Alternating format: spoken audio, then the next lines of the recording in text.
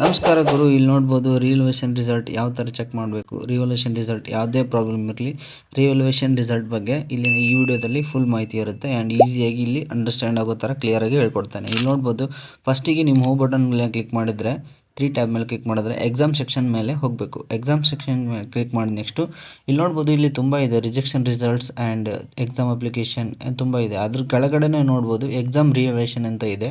ಅದನ್ನ ಕ್ಲಿಕ್ ಮಾಡಿದರೆ revolution page open ಆಗುತ್ತೆ. ಇಲ್ಲಿ ನೋಡ್ಬೋದು ಮೇಲ್ಗಡೆ ಕ್ಲಿಯರಾಗಿ ತೋರಿಸಿದೆ ಅದು ಎಕ್ಸಾಮ್ ರಿವಲ್ಯೂಷನ್ ಅಂತ ಹೇಳಿ. ಇದರೊಳಗೆ ಏನಿರುತ್ತಪ್ಪ ಅಂದರೆ ರಿವಲ್ಯೂಷನ್ ಅಪ್ಲಿಕೇಶನ್ ಸ್ಟಾರ್ಟ್ ಡೇಟ್ ಆಗಿದ್ದು ಎಂಡ್ ಡೇಟ್ ಆಗಿದ್ದು ಆ್ಯಂಡ್ ರಿವಲ್ಯೂಷನ್ ರಿಸಲ್ಟ್ಸ್ ಕೂಡ ಇದರೊಳಗೆ ಕ್ಲಿಯರಾಗಿ ಮೆನ್ಷನ್ ಮಾಡಿರ್ತಾರೆ. ಈ ಥರವಾಗಿ ನೀವು ಈಸಿಯಾಗಿ ರಿವಲ್ಯೂಷನ್ ನೋಡ್ಕೊಳ್ಬೋದು. ಕೆಲವು ಜನದ್ದು ರಿವಲ್ಯೂಷನ್ ರಿಸಲ್ಟ್ ಬಂದಿದೆ, ಕೆಲವು ಜನದ್ದು ಬರ್ತಾ ಇಲ್ಲ.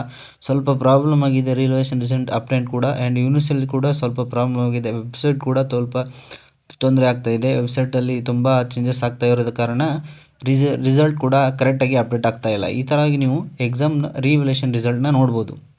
ಇಲ್ಲಿ ನೋಡ್ಬೋದು ಕ್ಲಿಯರಾಗಿ ಎಕ್ಸಾಮ್ ರಿವಲ್ಯೂಷನ್ಸ್ ಟ್ಯಾಬ್ ಇದೆ. ಈ ಥರವಾಗಿ ನೀವು ರಿವಲ್ಯೂಷನ್ ರಿಸಲ್ಟ್ನ ನೋಡ್ಬೋದು. ಆ್ಯಂಡ್ ಮಾಹಿತಿ ಇಷ್ಟ ಆದರೆ ಪ್ಲೀಸ್ ಸಬ್ಸ್ಕ್ರೈಬ್ ಮಾಡಿ. Thank you.